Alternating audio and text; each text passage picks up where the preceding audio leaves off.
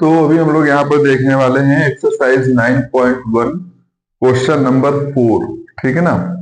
पहले मैं क्वेश्चन यहाँ पर पढ़ूंगा और उसके बाद फिर उस क्वेश्चन को कैसे सॉल्व करेंगे उसको हम लोग यहाँ पे समझेंगे। ठीक है ना। तो क्वेश्चन नंबर 4 आपसे कह रहा है the angle of elevation of the top of a tower is from a point on the ground which is 30 meter away from the foot of the tower is 30 degree. Find the height of the tower. आपको एक tower की height निकालनी है उसके base से, यानी कि tower के फुट से जो उसका एंगल ऑफ एलिवेशन बन रहा है वो 30 डिग्री बन रहा है।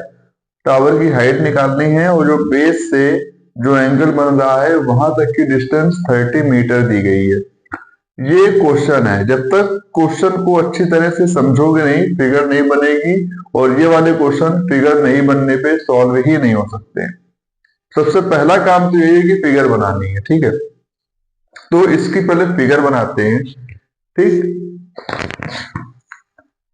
एक्सरसाइज 9.1 है और उस एक्सरसाइज का क्वेश्चन नंबर है यहाँ पे 4।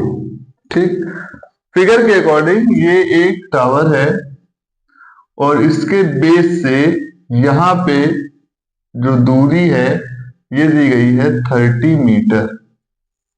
ठीक है, और उसके बाद जो यहाँ पे एंगल बन रहा है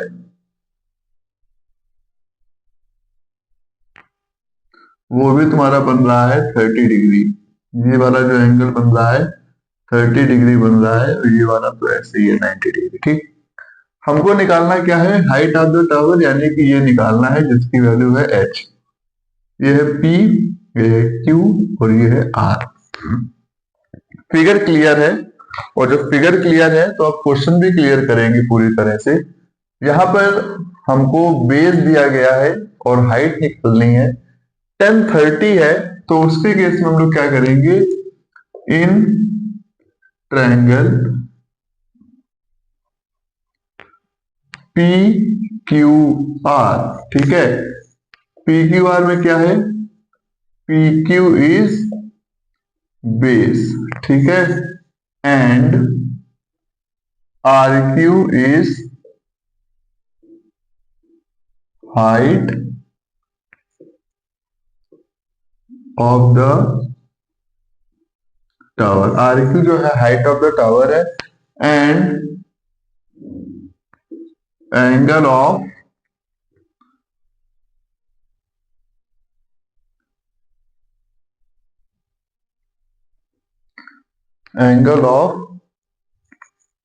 एलिवेशन दिया गया है, शायद एंगल है ना, देख लेते हैं एक बार। And 30 degree metre and from away elevation. ठीक है, एंगल ऑफ एलिवेशन ही है, ELEVATION। Angle of elevation is 30 degree. Now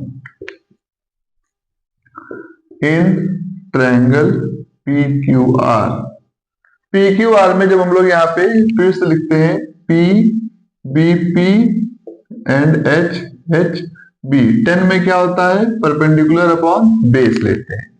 ठीक है, देन 1030 इक्वल टू परपेंडिकुलर कितना है RQ और बेस कितना है PQ। 1030 की वैल्यू 1/√3 इक्वल टू RQ कितना है H, PQ कितना है 30।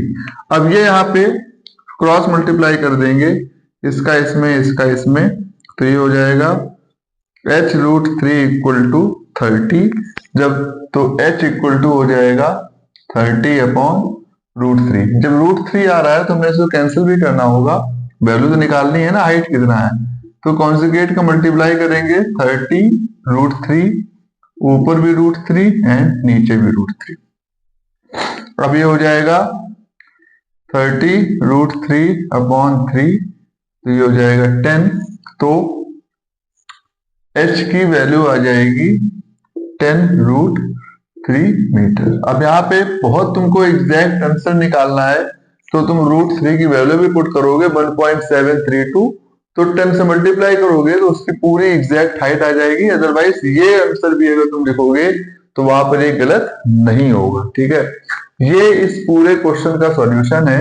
और ये इतना जो है, इतना पार्ट अगर तुम क्वेश्चन में लिख देते हो तो ये शो करता है कि उस क्वेश्चन पे तुम्हारी कितनी ज्यादा नॉलेज है, how much you are understanding the question. ठीक है, आप क्वेश्चन को कितना ज्यादा समझ रहे हो। डायरेक्ट क्वेश्चन को सॉल्व करने से अच्छा है कि आपको उस क्वेश्चन में जो जो चीजें दी गई हैं उसको लिखिए, मेंशन करिए, अपनी नॉलेज को दिखाइए कि हाँ हमें क्वेश्चन के बारे में क्या क्या समझ में आया है। ऐसे डायरेक्ट क्वेश्चन शुरू करना थोड़ा सा अटपटा लगता है काम देखने में। ठीक है, थोड़ा सा अगर आप उसके बारे में लिख दोगे कि हाँ ये इसका बेस है, ये इसकी हाइट ऑफ द टावर दी गई है, angle of elevation and depreciation जो भी दिया गया है वो दिया गया है, तो वो सारी चीजें आप लिखकर उसके बाद ही क्वेश्चन को सॉल्व करो। ये क्वेश्चन नंबर 4 का सॉल्यूशन है। और इसके बाद अभी इसके बहुत सारे क्वेश्चन है, तो मैं ये कर रहा हूं कि आपको यहाँ पे हर एक क्लास में एक दो क्वेश्चन बता रहा हूं ताकि आपको प्रॉपर टाइम मिले इसी तरह के और क्वेश्चन लगाने का।